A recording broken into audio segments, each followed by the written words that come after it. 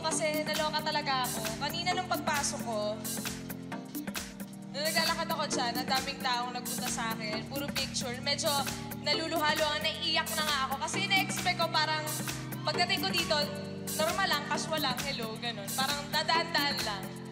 Pero ayun, di kayo na-expect na ganun pa rin. So gusto ko lang din mag-thank you sa suporta din sa amin ni Alden. At sa pagmamahal. Pupunta yun, maya-maya. Pero ayun. Ayun. Di ako magaling sa speech eh.